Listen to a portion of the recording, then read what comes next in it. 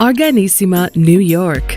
Your exotic skin, hair, and beauty source, and your one-stop shop for all your natural and organic skin and hair care, featuring authentic organic Moroccan oil and prickly pear seed oil and much more. Bringing you only the best, straight from the source and proudly produced in the USA. So what are you waiting for? Shop today at www.arganissima.com.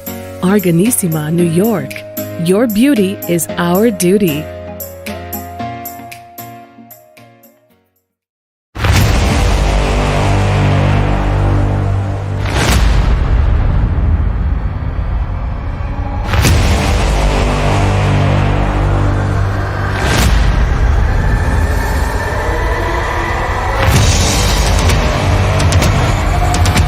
Folks, welcome back to the iHealth channel, iHealth Radio, and the Fit in the Fab channel with your host, Hurricane H. New day, new show, new topic.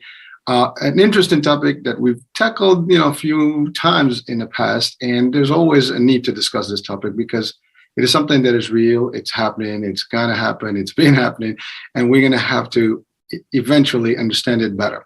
With me today, I have someone that is clearly someone who's doing the research in this particular topic, and Marc Nelson. He is the founder of Fellow One Research. And, he's someone that's tackled with the discussion about the obesity and all the stuff that is affecting our lives and health and family members, friends. And it's something that we hear in the media pretty much all the time, whether it's through advertising, whether it's through talk shows, it doesn't matter. There's a lot of debate in there. So Marc, how are you? Doing well. Thank you for having me on. Welcome to the show, and thank you for being on. And really, I was reading about your stuff, and I really, I admire the work, and I think we needed to have this discussion because I've had few, guests, and we've talked about it from different angles. And obesity, in the fitness world, in the health world, in the wellness world, there's this misconception of what is fit. What is a fit body? What is the weight that's needed? And how is it measured? And, even talk, to medical, doctors and things like that. And there's different measures that they use to determine whether you're obese. Like in my case, I am 205 weight-wise. The way the standard would put me, I'm obese, believe it or not. From my height, 5'8", and the weight that I have, actually I'm supposed to be like 170 or 175. I forgot that. So technically that's what it is. Now, I do not feel that way, but that's just the definition of what it is, at least for me. And it makes no sense for me, at least, to this day. Now, my doctor, who actually understood a little bit more, he's always said that it's all about the muscle, the weight, this, that, and there's other things that, that make you or not make you. And by the way, obesity is not a bad thing. It's just, it's a condition. And we want to clear that, today for folks. And you have a story that led you to this research. You have a story from the beginning that I almost read. I think I read about, some of that. So Marc, why don't you tell us a little bit about how it all started? Who is Marc Nelson and why you do the work you do today? Yeah. So when I was 8 years old, I was actually a star soccer player on a state championship team. And I began noticing when during shirts off soccer practice, when I was down at the local pool and such, that my body was different than most of my peers. And I was young, so no one really gave it much thought. And I was safely within my BMI weight range. So the doctors didn't think much of it because that's all that they really cared about. And this was in the mid 80s when the BMI had just become the standard. And so, when I would ask them, hey, what's up with all this fat all over my body? And at the time, there was no term for skinny fat. So it was just fat or not fat. But I had fat all over my body where I should have muscle and muscle mass. Yet, because again, I was well within my safe BMI weight range, I was normal and no one gave it a second thought. When I would ask the doctors, when I would ask my parents, anyone, hey, what's up with all this fat all over my body where there should be muscle? I was basically just gaslighted. Oh, it's fine. Don't worry about it. As you grow, the muscle will grow. But it didn't. As I hit puberty and I was a late bloomer, more fat grew. And I had no muscle on my body. And no one disputes that fact. I was a scrawny, weak kid. Because again, I was so active that I was well within my safe BMI weight range, but I didn't have any muscle on my body. And you can't be an athlete if you don't have muscle on your body. It's just that's a requirement of being an athlete, especially, if you're a soccer player or a football player. If you don't have muscle, you're not going to make it as an athlete in those sports. So as I grew, no muscle grew, and it became harder and harder to keep the fat weight off. And yet every time I'd go and see the doctor again, because I was so active when I was younger, they would say, "Oh, you're well within your safe BMI weight range. Don't worry about it. You're totally normal." And I wasn't. I didn't feel normal. Not having muscle is a big deal. It's a huge problem. And even as I sit here now, if you go in and see your doctor, they are judging you by the 3 standards, which are the body type 1 that you find in any scientific anatomy book, the BMI and the BMR. And if you meet all those standards, really, to meet the body type 1 standard, you have to be within your safe BMI, because none of these standards account for skinny fat. So I'll sort of pause here and see if I'm making any sense, and I'm happy to talk further about all the things I just mentioned. No. Thank you so much. And so just to clarify for what this is, BMI is body mass index. I'm assuming that's referring, and BMR is body mass. DR is.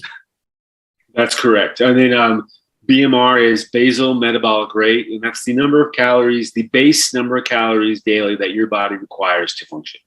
Got it. All right. Thank you. Just because a lot of us actually see that, probably we would not. I mean, again, I'm not judging people. Some people have more knowledge than others in some of these areas, but just for our just typical or regular, folk that may not know those technical acronyms, just wanted to clarify that. But you're talking about something interesting. You're a kid. You're active. You're running. Every single form. That's actually the typical.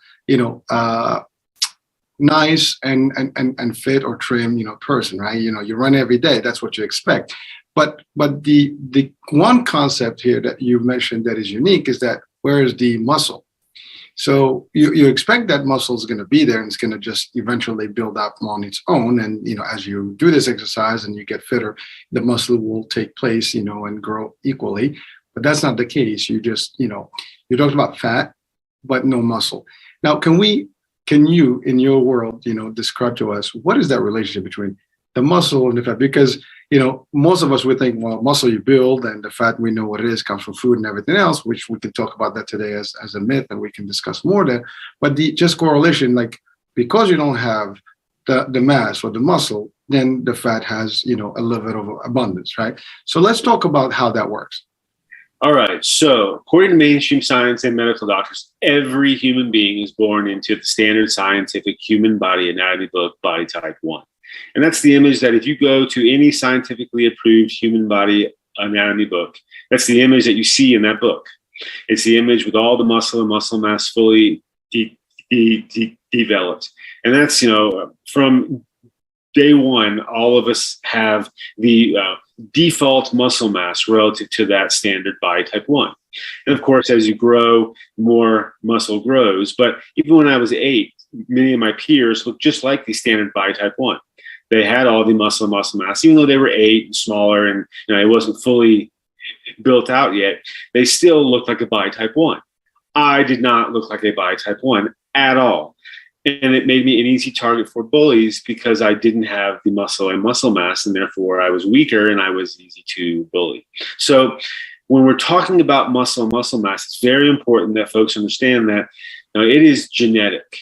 And we're talking about default muscle mass, that every human being, according to mainstream science and medical doctors, are born into a body type 1, which simply isn't true. Not every human being is born into a body type 1. So what's important to note here is you hear so many people nowadays talking about, well, if you're lacking muscle and muscle mass, then just go to the gym and lift weights and just add it. That's not how it works. It's not. And you can definitely go to the gym and you can add muscle and muscle mass. But if you're lacking muscle on your body where you should have muscle and muscle mass because of your genetics, it is very difficult, if not impossible, to add muscle or muscle mass where you have skinny fat.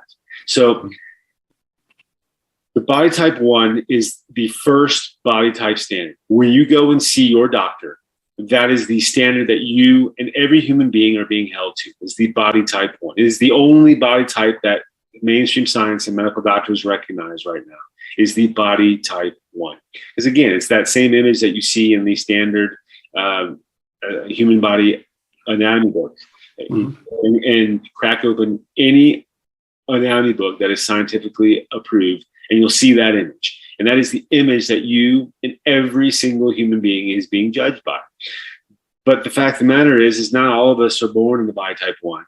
Not all of us have the genetics to be a body type 1. Yet that's the standard that every single one of us is being held to. As I sit here now, 40 years later, right? So I have been gaslighted my entire life about not having the muscle and muscle mass that I should, because again, the body type 1 is the standard. We're all body type 1 according to mainstream science and medical doctors. And so long as you're within your safe body mass index, your safe BMI, you are a body type 1. And there's no discussion about that. Again, go and see your doctor and ask them when you're doing your annual checkup, hey, doc, am I normal in terms of my safe BMI? If they say yes, then show them the skinny fat on your body. If you're someone like me, ask them, why do I have skinny fat on my body where I should have muscle and muscle mass? And likely they will tell you, well, just go to the gym and work out and lift weights. And then your next question is why should I have to do that? According to you, according to mainstream science and medical doctors, every human being, myself included, is born in a body type 1. And when I am within my safe BMI weight range, I am already a body type 1 with all the muscle and muscle mass fully developed. So why should I have to go to the gym and lift weights? And there are plenty of people in the world who don't ever have to go to the gym and lift weights because they are truly a body type 1. They already have all the muscle and muscle mass fully developed. They don't have to go and lift weights. Yet there are many people like me who all I've done is gone to the gym. I'm now 48. And I have spent years in the gym, years upon years upon years. And I have never, ever, not one time ever looked like a body type 1. I've been able to put on muscle and muscle mass on specific areas of my body, some more than others, especially if what little muscle that I had on my body from day one, my default muscle, I had a tendency to add muscle there more readily than places where I have skinny fat. But I've never looked like a body type 1. And going to the gym and lifting weights adamantly, diligently, following a very careful diet, etc., never, ever, ever even brought me close to being a body type 1.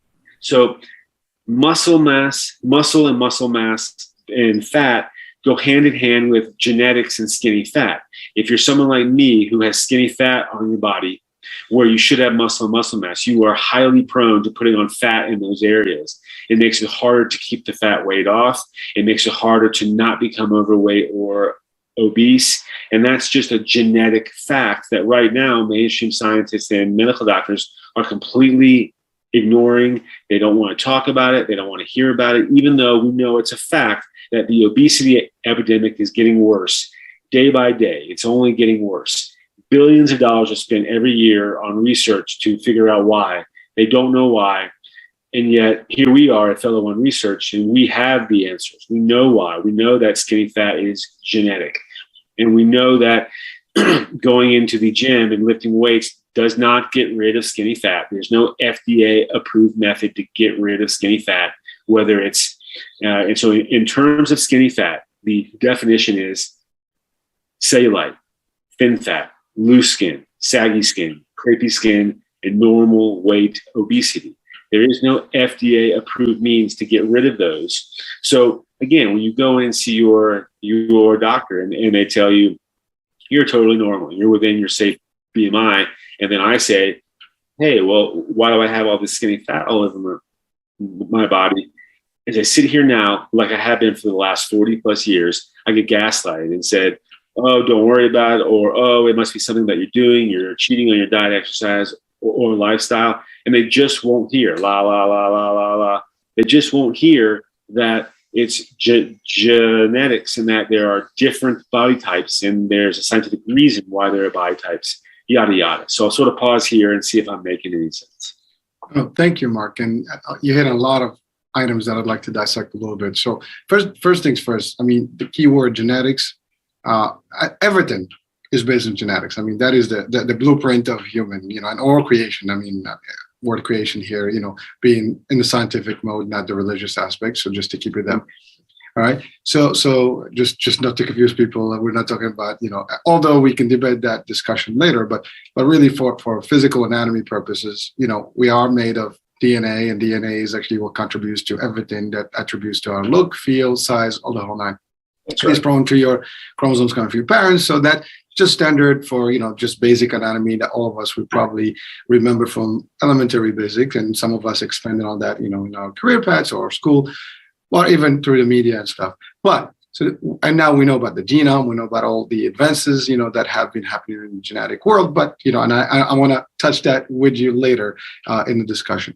So that is a big component. And to your point, until recently, most of the people, or at least the discussion was not about that until maybe a couple of decades ago, where genetics have become more of a topic of the discussion, and understanding that this is what controls some of everything we do and how we do it, whether it's your size, your stamina, your metabolism, this, that, the other, even diseases and illnesses that you may be prone to, right? So that's something that's been discussed more recently, and I guess that research is going to keep going. But that's one part. But then and by the way, thank you for defining the skinny fat, concept, because when I hear skinny fat, it's like almost a contradiction. You know what I mean? When you think about it, right? You think about skinny fat, like, well, that's not obese, it's not fat, but it all ties into the same based on the definition. They're all pretty much in one bucket. And am I getting that right? And so that is mostly right, albeit normal weight obesity is a type of skinny fat. And the definition of obesity is having too much fat on your body. It's not being overweight. And it's one reason why the BMI is not accurate, because there are people like Dwayne Johnson, who is all muscle. That dude's all muscle. He's got more muscle on his body than the standard body type 1, but he's still a body type 1. And yet if you were to run his BMI, he would likely fall into the overweight or obese columns of his BMI, but that dude is most obviously, not obese or overweight. So obesity is defined as having too much fat on your body. Normal weight obesity is defined as being within your safe BMI, yet somehow magically, right, you still have too much fat on your body, which again is something that is an oxymoron. Right, skinny fat is like the ultimate oxymoron, right? But that's what normal weight obesity is you're well within your safe, or you are within your safe BMI, yet you have too much fat on your body somehow. When mainstream science and medical doctors said you're a body type 1 when you're within your safe BMI. So is that making sense? Yeah, thank you. And Dwayne, obviously, Johnson is we all love him. I mean, the dude is The Rock is the man. Thumbs up to him. We love him, and you're right. He puts a lot of work, and we see it. I mean, that's his thing. And to your point, again, unless he comes out and tells us like this was my BMI and I was told otherwise, maybe we can have a message to him from here. But the fact of the matter is, to your point, it's just like I'll give you again, Dwayne Johnson is a clearly mass of great muscle. I mean, at least you can see it defined, right? Body mass, body type 1. But many people, like, again, I just mentioned in my own example where my doctor is like, you're like 30 pounds over, 40 pounds over. I don't see the fat, the weight but when you see that you're obese, that's a problem, right? And it drives you nuts. Like, I'm not able to lose this, and my age is not helping. My metabolism is not kicking as it used to be. And all of the above, like metabolism is a key element. As you age, your body is not going to function the same way, no matter how you do it. Some people have a faster metabolism than others, and you said it like you were a slow bloomer early on, but some people are fast, some people are slow. It doesn't matter. There's different conditions and reasons why that happens, but there are standard things that happen to all of us, right? That you age, there's a process, and as you your body is slowing down for a lot of things, and your intake is also important, what you take and stuff. But we can talk about diet also briefly. But I wanted to go back to one element you stated about you spend a lot of time at the gym just so you can almost catch up, or at least just to maintain, the build up. Is that what the purpose of that was? Yeah, and because in terms of your metabolism, muscle plays a direct key role in metabolism. So science recognizes that 1 pound of muscle burns 6 calories daily, but 1 pound of skinny fat and fat only burns 2 to 3 calories daily. So if you're missing muscle mass where you should have muscle mass and in place of it is skinny fat, you're burning less calories daily just relative to your standard BMR. And none of these calculations, the body type 1, the BMI, the BMR, none of them take into account skinny fat. So if you are following your BMI and you're following your BMR as calculated by the standard, which is the Mifflin, St. George, and the Harris Banded Activity BMRs, you're likely still eating too many calories daily if you have skinny fat where you should have muscle. And the more fat that you have on your body, again, the less calories that you burn, yada, yada. So this is the problem with these 3 body type standards. And that's what we're not knocking the fact that we have these 3 body type standards, the body type 1, the BMI, and the BMR. We're knocking the fact that they are inaccurate and no one wants to hear otherwise. Our research here at Fellow One Research is to strengthen those standards so that we can better understand and calculate them so that they are more accurate for every individual person relative to your specific genetics and body type. So if you are a body type 2, 3, or 4, I was born in a body type 4, right? Then at least my calculations, my BMI, my body type 1, my BMI and my BMR are correctly calculated so that I'm not following the body type 1 BMR and eating too many calories daily and wondering why I'm still putting on weight and becoming overweight or obese. And as you age, it is a fact that as you get up over the age of 40, you begin losing a bit of muscle every year. And again, the less muscle that you have, the less calories that you burn, the more that it negatively affects your metabolism, yada, yada. So people need to understand the importance of muscle. And it's not just your metabolism. As I mentioned earlier, if you want to be an athlete, a true athlete, if you want, a pro NFL player or a star soccer player or whatever, you've got to have muscle on your body, and it's got to be evenly built across your body like it is on a body type 1.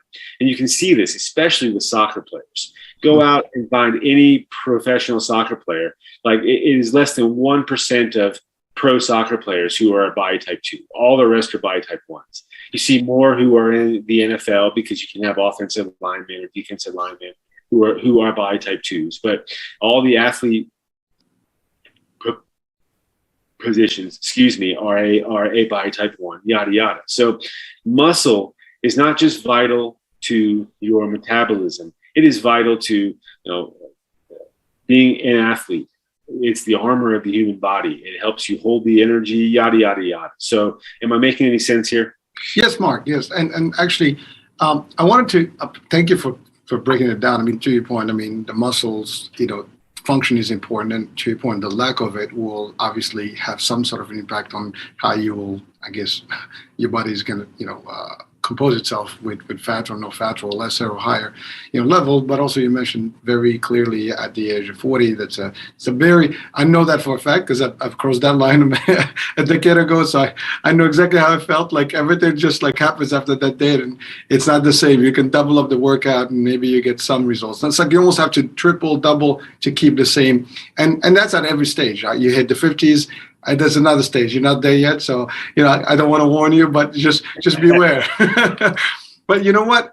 There is. I mean, obviously, you got to keep healthy and all the other stuff that we need to do in general. But that's not going to change, to your point, the genetics and what you are really in terms of your body dynamics, right? And that's something. But just before we go there, I know you've covered the reason behind you went into this research. Now the technical part of it.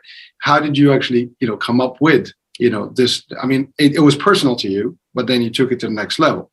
Because some people say, well, what is the background? I mean, are you a physician? Are you this or the other? Because you know how that goes. That debate's always there. Like, well, who are you as an organization? So if you don't mind, just give us some of that juice to highlight on Fellow One. So when I graduated college, I took a job at CU Boulder doing scientific research. And I wasn't there long because I realized rather quickly that I wanted to do my own research. And it was very personal to me because I was dealing with all this. But when I was at CU, I had really good health insurance, and I was just sick and tired of all of the negative health effects I was feeling from my body. And I was eating a super healthy diet. I had switched to an all organic diet, and I tried every diet from vegan to vegetarian to omnivore to carnivore. I tried them all and nothing worked. So I finally said, you know what, I've got to go down and figure out what this is about. Science should be able to run all the tests and figure out what's wrong with you. So I went down and saw my doctors, and they sent me to a bunch of specialists, and they poked and prodded me. And by the time I was done with all this, they came back and said, you're totally normal, don't worry about it. And they gave me some Tagamints for my heartburn and didn't address the depression or aches and pains or any of the other stuff that I was dealing with, and just sent me home with this acid reflux drug and said, you're totally normal. And at that point I said, no more. I've had enough. No one's listening. They don't understand. I experience this every day of my life. All of the aches and pains, the severe soul-crushing depression, the heartburn, the indigestion, just all of it was just awful. And I was being told, no, you're totally normal. You aren't experiencing that. It's all in your head. And it wasn't. And so that was when I said, I'm done with mainstream science and medical doctors for the time. There's an answer to this. No one's listening. I'm not the only person who is experiencing this, because I had, on my journey from high school to college into my adult years, I had met countless people who were experiencing similar things. And that's when I said, the only way that I'm going to figure this out is to start my own research. And so I opened up Fellow One Research, and that's really how things started. So, and I've been doing this now for nearly 25 years. And it was a very personal thing. And what I had figured out along the way was that none of the current the accepted body type standards, like the endomorph, ectomorph, mesomorph, all that was total nonsense. It is total nonsense. It was debunked long ago. It's not based on any science whatsoever. None. Zero. It is arbitrary, subjective shapes that are total nonsense. And it's no different with the hormone body types or the Kibbe body types or the triangle body types or the 10 body types or any other body types out there that I looked at. Because again, when you're dealing with this, you will look and try and find what the answer is. And none of those held the answer because there was no science behind any of them. There was no logic or reason behind any of them. They were just nonsense, arbitrary, subjective shapes, which once I was done looking at those, once I was done trying every diet and every exercise, when I was in college, I mimicked some of my friends. I would go down to the gym. They were all body type 1s. And I would follow their gym routine. I'd follow their diet. I ate their supplements. And I was down there every day with them doing it. And as they got more ripped and they added more muscle, I went from having a sparrow chest to having a raven's chest, just a larger bird chest. Very little change for me. And when I would ask, them or my doctor or my parents, what's going on? Nobody had any answers.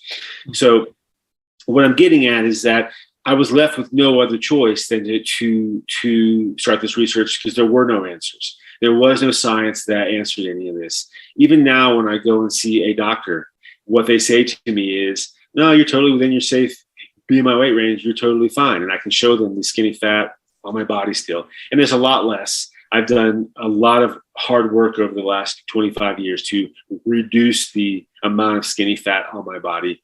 I've done that through proprietary experimental exercises that we are working on here, which I'm okay with maybe talking about later. But what I want to focus on is your body is genetic, that you need to accept your body for what it is. You need to figure out what the best diet, exercise, and lifestyle is for your specific body so that you can be as healthy as possible relative to your genetic body type. And that's our main focus right now, because as you probably know, up on social media, all we have is folks who are filtering and photoshopping images. And if they were lucky enough to be born in a body type 1, good for them. But they're pushing all this nonsense about everyone can be just like me. When no, I cannot be just like you. If you're a body type 1, being a body type 4, I've worked very hard to work my way towards a body type 2.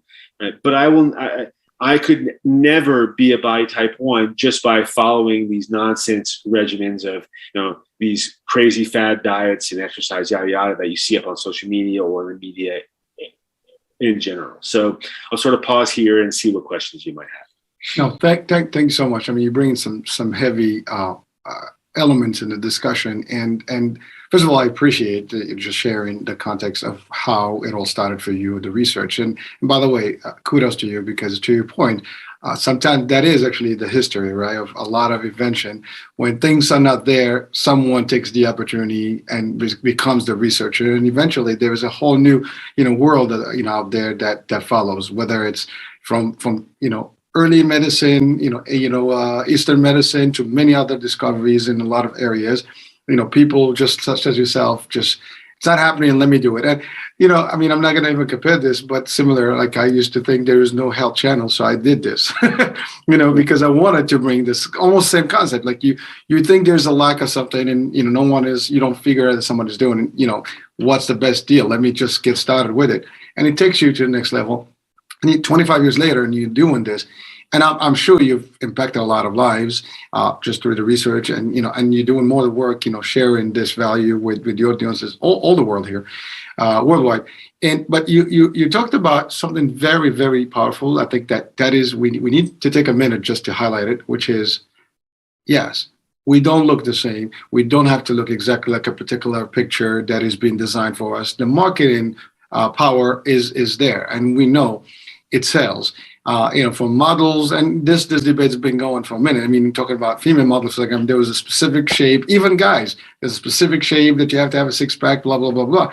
And everybody's dying. But the fact is, not everybody can maintain that. And even if you did, it's temporary and it's not going to stick with you. All you do is off on your diet for a couple of months, and the whole flap is there, and it's one flap, as opposed to six abs, even for a man, right? It doesn't matter. For women, same thing. My wife and I, we do have a fitness brand, and, that's one thing, sometimes, and we joke about it. Some people look, well, if you don't look chiseled, you're not a good instructor. You're not going to get us the result.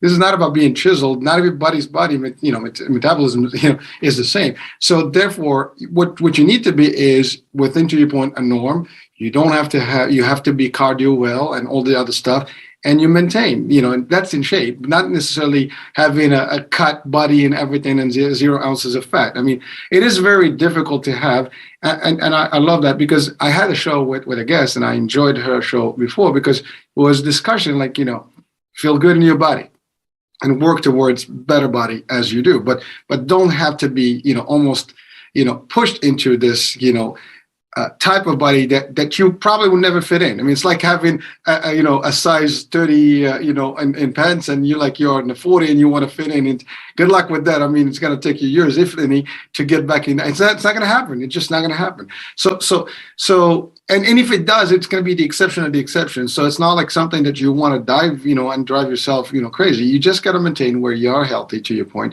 Your body is good, your cardio is good, your blood and stuff, everything is working. And that is important for people, because at the end of the day, to your point, between the filters, between, everybody's trying to sell the model fit, concept, and everybody's like, oh, this is how it's supposed to look. Somebody's going in and they ripped. Yeah, well, you ripped this lot. Like you mentioned, the NFL guys. Those guys are big, and they'll take you down. I don't care how much.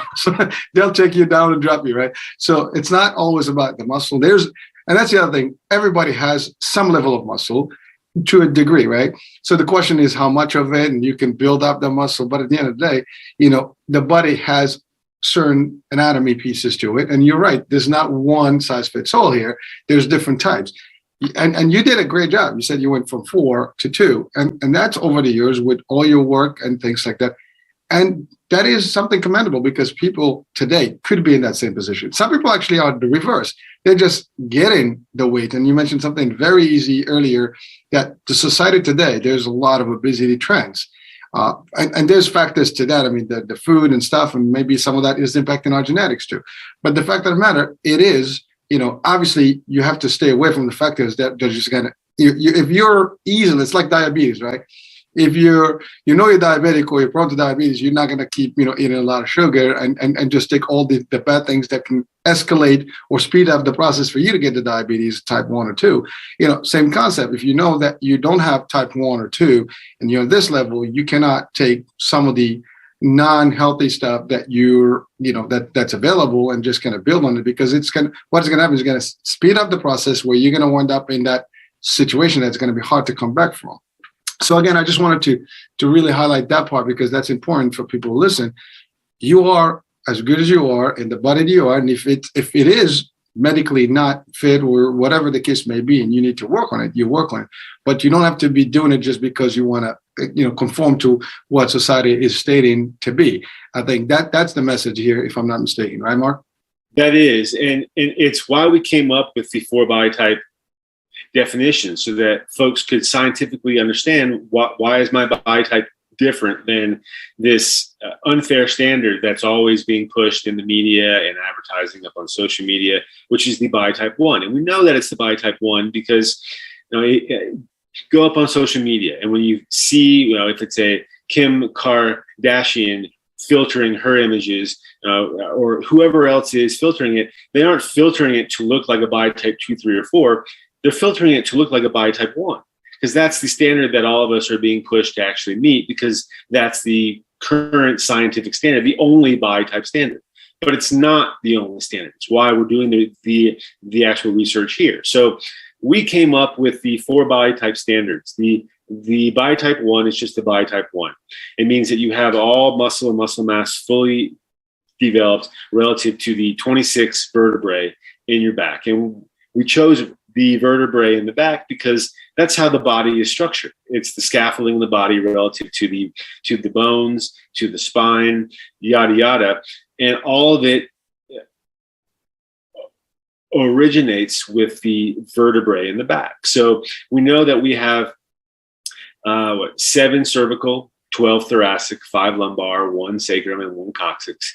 And we broke that down into the 4 body types. So again, a body type 1 means that you have all the vertebrae and muscle mass relative to those vertebrae are fully developed. And it's possible that you can be a body type 1, and we have this on a scale of 1 to 10. If you're a 9 or a 10 in terms of muscle mass development, and you have all the vertebrae fully developed, then you're a body type 1. But it is possible to be a body type 1 and have a little bit of underdeveloped muscle or muscle mass. But you can still be a body type 1. A body type 2, you would be 1 to 8 vertebrae are underdeveloped to some degree. And that means that, on that scale of 1 to 10, you would be an 8 or less for 1 to 8 vertebrae. A body type 3 is 9 to 17 vertebrae are underdeveloped, and a body type 4, which is what I was born in, is 18 to 26 vertebrae underdeveloped. So it's important that we have definitions to understand things, because that's truly how we understand things. So if you're someone like me who was born in a body type 4, yet you're being held to the body type 1 standard in every way, not just relative to the BMI or the BMR, but I had to quit soccer, which I loved playing, because I didn't have any muscle in my body. Yet, according to my parents and the doctors, I was just lazy. I'm just not working hard enough. I am being held to a standard I can never possibly ever meet, because it's my genetics, and obesity is common in our family. No one disputes this. It is a common genetic factor in our family, yet somehow magically, because I was really good at soccer when I was 8, it didn't apply to me that obesity was common in our family. I simply wasn't excelling at soccer by the time I was 13 or 14 or 15, because I wasn't working hard enough. And that's all that anyone would hear. So being gaslighted my entire life, just like so many people out there in the world, if you're up on social media and you see these images of a body type 1, and folks are saying the only reason that you don't look like a body type 1 is because you're eating too many calories daily, because you're cheating on your diet, exercise, or lifestyle. As soon as you stop doing that and you get within your safe BMI, you'll be a body type 1. All you have is folks whether they are up on social media, whether they've taken our scientific body type quiz. Up on our site, we have nearly 500 scientific body type quizzes now. And all we have is folks who say, I was never a body type 1. My entire life, it doesn't matter how hard I work, my diet, exercise, or lifestyle. When I get within my safe BMI weight range, I've never looked like a body type 1. I've always had skinny fat on my body. And if you're a body type 3 or 4 like me, at 4, I had skinny fat all over my body. Yet it was my fault. I was not a body type 1 because somehow I was cheating on my diet, exercise, or lifestyle, even though I was within my safe BMI weight range. And that's all that anyone would hear. So I'm not the only person who's tired of being gaslighted. There is a world full of people who are being gaslighted about not being a body type 1, and somehow magically it's their fault. It's my fault. When I followed all your rules, I got within the safe BMI weight range. I've eaten a healthy diet. I followed a healthy exercise regimen. I followed a healthy lifestyle regimen. And yet I've never looked like a body type 1. So what we want here at Fellow One Research is, one, to strengthen those body type standards. The body type 1, the BMI and the BMR need to all calculate in skinny fat. We want to make it clear to people that the body type 1 is not the only body type out there, so we can stop these unfair standards, which have led to the mental health crisis in young people who are following these crazy fad diets, these phasey fad exercise routines, yada, yada, that they will never be able to actually do. Many of them are unhealthy anyways, but they will never be a body type 1 relative to their genetic body type. And we need to understand this and accept it so that we can get the average person back to a state of health in general. So am I making any sense here? Oh, Marc, you make a lot of sense, and I commend you for the work you do and being a voice to share, in the reality of things to the world. Because to your point, I'm going to make a joke, but it is true, and I think you go to the beach, you go on a cruise, you go to the pool, you're not seeing a lot of the body type 1, which is basically, and people are comfortable in their skin, and that's the beauty of it. But the fact is, the movies show like a certain look that you're going to look at the beach, but that's not the reality when you go to the beach. Like, where are they? They're not there. Or some of them may be, still in their best, shape, whatever. But the fact is that's not your 99%. That's actually your 10% or less, even 1%. So just for the audiences, feel good, whatever you are. To your point, you got to do your work. You got to do your, due diligence with your health in terms of, exercising, eating and stuff. But to your point, like, no matter how you played, if it is in your family and obesity is something that is genetically inherited, there's not much you can do about that. Just like having hormones, like, imbalances, right? If you have thyroid, hypo, if you have hypo, it's a problem, right? If you have hyper, it's a problem. You're either going to, lose so much mass or you're going to gain so much weight at the same time. And you can balance it with meds, with exercise, with the proper diet. Those are just the tools that you use to just condition and maintain. But if you just drop one or the other, and I love what you said about people literally killing themselves, whether in terms of exercise or diets, just to fit, a certain look. And on the flip side, some of that look, sometimes people go so extreme that they lose so much weight and stuff, which is not healthy, again, on the flip side. So you go from one and the other, and how long would you be able to maintain that? I mean, we're talking decades of life here.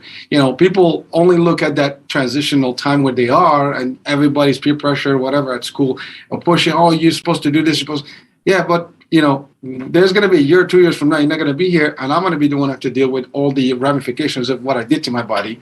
And especially when you go drastically changing it from one end to the other, and just kind of like, almost like, taking a body, like you take an element, anything, cold heat.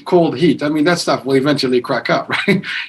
That's what you're doing here. You go one extent to the extent, you drop food, you drop this long-time diets, or like not eating, or just restricting. And you said it, you tried all of them. But if you don't understand the genetic piece of this game, first of all, if we don't understand genetics, there's a good chance we don't understand human beings. I mean, because everything, your eyesight, your disease level, or illnesses, what you're prone to, can be also, discovered through the genetics. And some doctors got getting into that point. I mean, I happen to be lucky. My provider, my doctor, was a good friend. He actually goes to the genetic level and he reviews a little bit of that. So he gives you a projection of where you are in terms of 10 years. But he uses some new stuff, new studies and things. But to your point, the majority or the massive word out there is not really up to that genetic level where they see you. They don't use just that BMR and those standards. They go beyond that, but not all of them are doing it. So that leads me to the question. I know what your purpose for Fellow One research. Now, you said there's quizzes that you actually have on the site where people can go in and really, answer questions, and hopefully they get an idea like where they really fit and they stand. Is that what I'm getting from the quizzes? That's right. So we have the scientific body type quiz, which it looks at the genetics, your vertebrae, your underdeveloped, if you have any muscle and muscle mass relative to the vertebrae.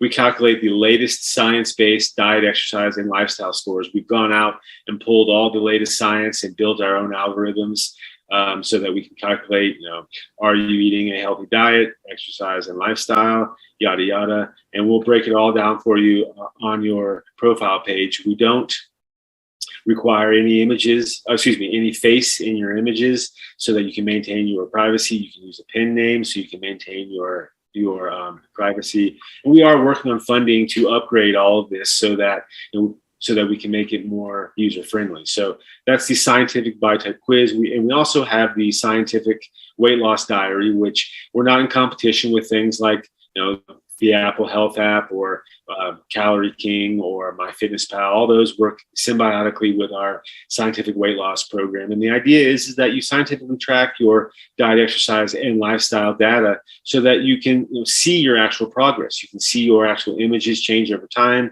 You can share your profile with your doctor or fitness trainer or dietitian and family and friends. They can all join the conversation for free, yada, yada, so that you're actually tracking the scientific data, and it's not just this willy-nilly, haphazard way of, I'm going to lose weight, but I'm just going to follow this crazy diet or this, whatever.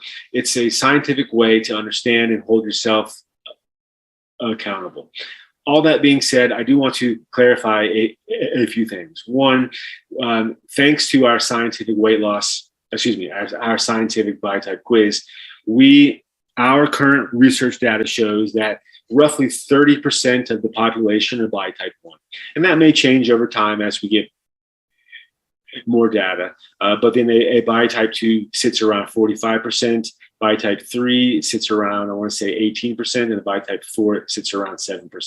So we have a general understanding of the breakdown of the body types right now. And again, as more data rolls in, as the years pass, that will likely change. But it's important that folks do understand, as you were saying earlier, right? It's a relative minority of the population is a body type 1. And we've got to stop holding everyone to this standard that's leading to just so much unhealth globally. The other thing that I'd like to say is on one hand, we support the body positive movement because genetics are what they are, and we need to accept our body for what it is. On the other hand, obesity is a disease, and that is a fact. And it's not acceptable to make obesity normal. It's just not. It would be like saying we're going to make cancer normal because it's so common. Let's just make it normal. That's not how things work. We've got to understand that as a biotype 4, I always worked very hard to be within my safe BMI weight range, even though, in all honesty, there was a time in my life when I reached nearly 300 pounds. I was pushing 270 plus with the times that I actually weighed myself, because when you get up at that weight, your scale won't handle it. So I had to go down to the laundromat and get on the scale, which is embarrassing. But what I'm getting at is when I was that weight, when I was pushing 300 pounds, I felt the best I ever felt my entire life. And I really didn't want to lose that weight because I felt so good. All the issues that I had, from depression to heartburn to digestive issues to the aches and pains, all of it went away. And I felt great, but I hated how I looked, hated it. And I knew that, being that obese was not healthy. And I didn't stay there. I lost the weight because it was during the time where I was doing all this research and figuring it all out.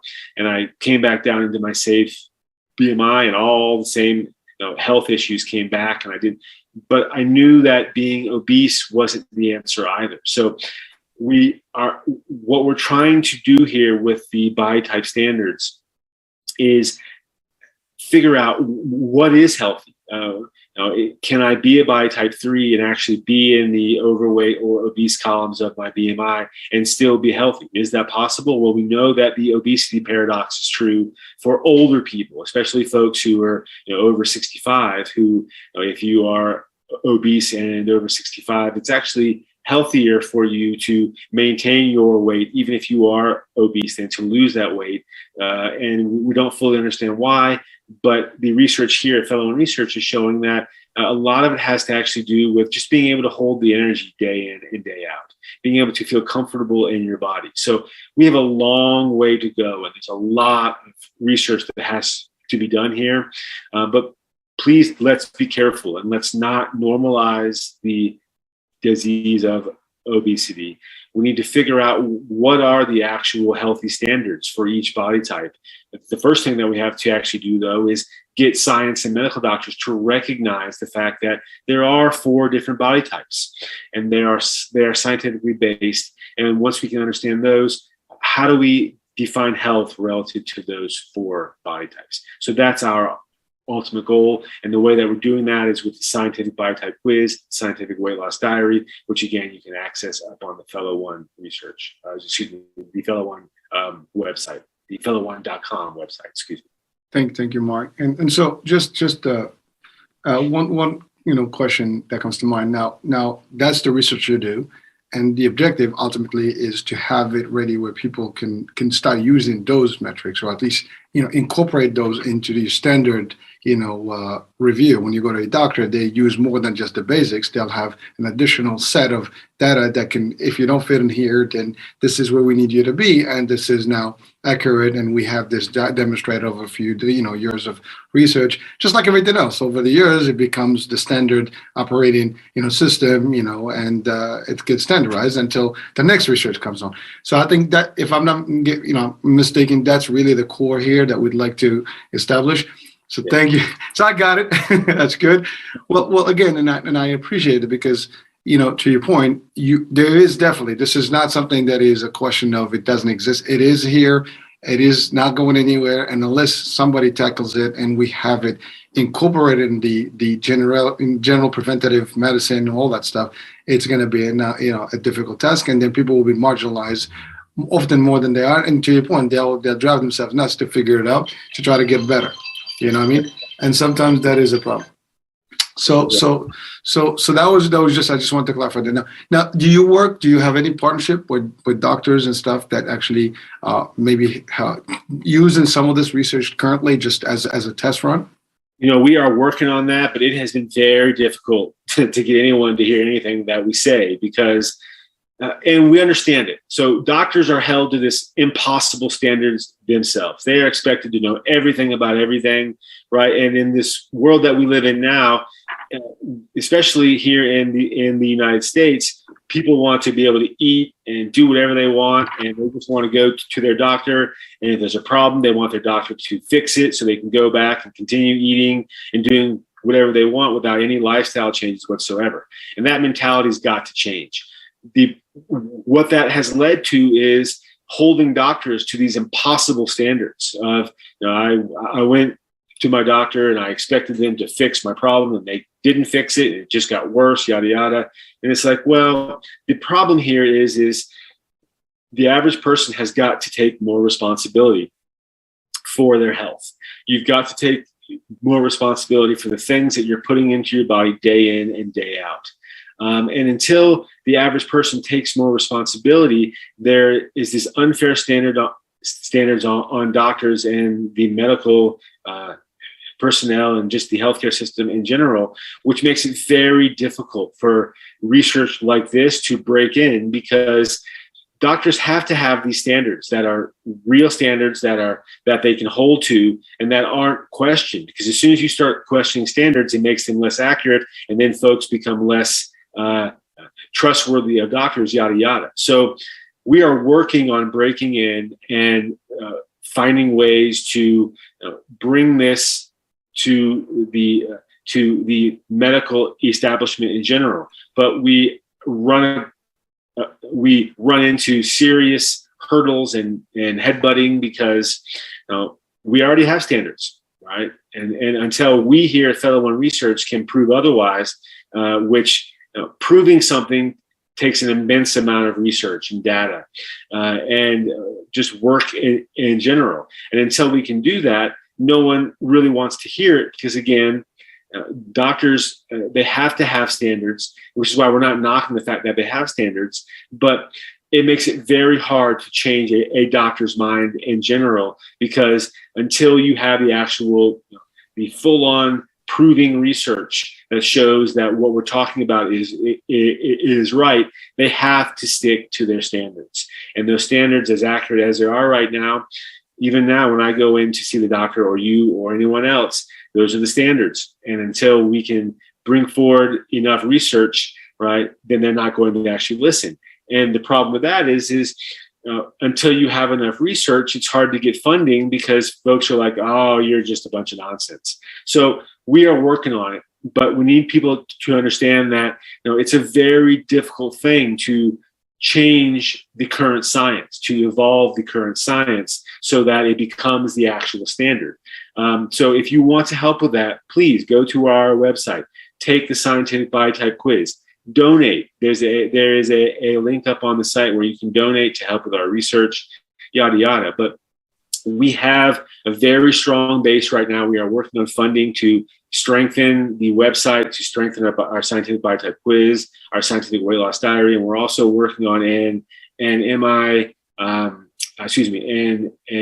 machine learning AI app that will help strengthen all this as well. You can help by going to the website and donating and taking part in all of our research. So is that making sense? Yeah, well, definitely, Mark. I mean, it's funny you said that because historically, when a new thing is on the horizon, the standard, is not to accept it or to react to it. I mean, this is like, well, the Earth is actually, orbiting around the sun. So it's the same concept. Like, no, you are, charlatan. You're lying. It's magic. Blah blah blah. Who are you? That's the same concept. I mean, that repeats itself in a lot of things until it becomes. But what I would do recommend is maybe, while maybe the doctor world or the medicine piece is more challenging, for funding purposes, I mean, you might want to reach out to insurance companies who actually are the payers, and they do want people to actually be healthier. So maybe there's a balance there that can help, the research. And also, like, by the way, this is not any different from like Eastern medicine or naturopathic, stuff where people are still being, or Ayurvedic and all those other, types of, medicine levels that are not as, welcome in the mainstream, concept. But the fact of the matter, they're still out there, they're doing the work. And maybe that's a partnership that you potentially can have, because those are areas that kind of touch on similar concepts. And this is research that can benefit them as well. So again, there's just a suggestion that comes to mind as we're having this discussion. And I know there are doctors out there that they do know that maybe there's a need for more standards and more, they can figure it out. I mean, this is not, surprising to them, especially now with the advancement of genetics. I think there's more people that probably be open to this. But again, the word is here, and we're spreading the word. And hopefully someone can hear this and say, hey, maybe let me just see what this is all about. And you never know. And that's really what it takes, to get things done. And again, you're doing the work. That's all that matters. Somebody's going to hear it. Somebody's going to see the value. Somebody will actually, assist and maybe become the determining factor and the turning, of this becoming part of the standardized, version of where you see your weight and your health. So, and it's shows like this that really help out. So thank you for having me on. Thank you for talking about this, because it really is. I know that you had said earlier that you started the show because you felt like, there really is no where to go and get health advice and such. And you're right. Even now up on the internet, you can go and do a search, and there are solid sites like Healthline or WebMD and such, but they don't always get it right, and there's no way to really talk with anybody on any of the sites. And so it's one of the reasons why we're building the website that we have built, is because folks can come and they can interact and they can learn about science-based diet, exercise, and lifestyle. But it's shows like this that really help spread the word and help people better understand what real health is, so that hopefully we can evolve and change and make life better for everyone, and not just those who have money. Well, Mark, thank you. And by the way, our motto is time to evolve. I mean, we have to evolve from where we are at all times, and educate, enlighten, inspire, motivate. And you know what? It is a platform, and yeah, I mean, this is an opinion as well. I mean, it's not an opinion, but when we talk, it's our version of things. But there are always people. I mean, the idea is you want to hear the other side, at least to hear it. You don't have to accept it. Sometimes just by hearing about it, like that sparks a little bit of a question mark, and that question mark presents curiosity, and curiosity takes care of the rest. And that's all it takes. It just, all it needs is like maybe one person who's like, I heard this, maybe I'll share with this one. And before you know it, someone's like, oh my God, this is what I was looking for. It made sense. You never know what's that next move or next show or next, item that's going to make a change in somebody's life or other people's life. And, I do different shows. Like I have this great show that we do monthly with Dr. Heim. He's a psychiatrist. And it's very simple. The doctor puts his time, and every show we're expected to touch one life or two lives, and that's great. If we touch more, that's even better. But the fact is, one life at a time, one person at a time, and you never know what that is going to take in the next few years. It's just like, a domino effect that you don't see until you see that whole big, effect in the back. And sometimes you plant the seed and you forget about it and you have a tree when you come back. This is the concept here. So thanks, Mark, so much for being with us and sharing your valuable insights. And thank you for the work you do. I mean, 25 years of doing this, and that's a lot of time that you dedicated for, noble cause, because you've been there and there are people out there. So that's powerful. Well, thank you for having me on. Thank you for doing what you do. Thank you. Well, folks, I hope you enjoyed this show. And yes, please spread the word. And, if you think that this is something of interest that you can participate in or share with somebody that may be interested, please feel free. The description of the show, the description of the show will have the actual website link, and you can go and do the quizzes just for personal, insights. And maybe, somewhere their business, president of a company, a doctor, somebody out there listening to this, see it. Talk to Marc, see what he is about, and maybe there's a discussion that can be had, and that's it, right? So that being said, we're basically closing our show today. So we'll be talking soon. New day, new show, new guest, new topic. Bye for now.